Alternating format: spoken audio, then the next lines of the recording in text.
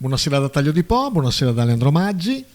La Proloco di Taglio di Po compie 60 anni di storia e di impegno per il territorio. La Proloco tagliolese è stata una delle prime della provincia di Rovigo ad essersi formata e in 60 anni di attività ha svolto un ruolo fondamentale per la promozione e la valorizzazione del territorio. Premiati i vari presidenti che si sono succeduti in questi anni, con la presenza del sindaco Laila Marangoni che ha fatto gli onori di casa. La serata è stata accompagnata dall'esibizione degli artisti del Teatro Musica Novecento di Reggio Emilia del maestro Stefano Giaroli, che hanno presentato il varietà Musica e Sorriso, operetta e non solo.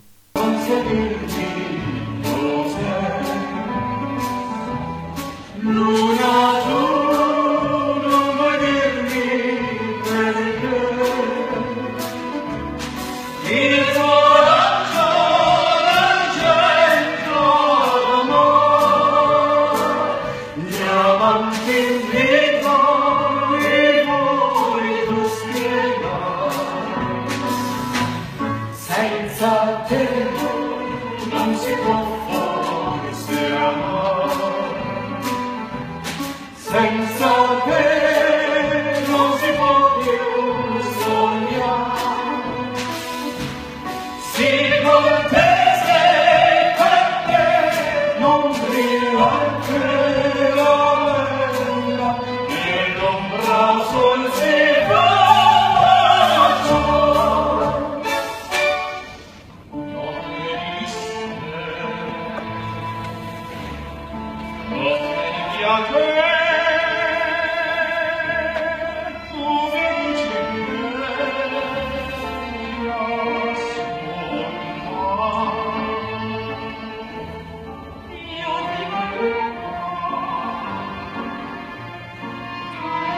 Thank you.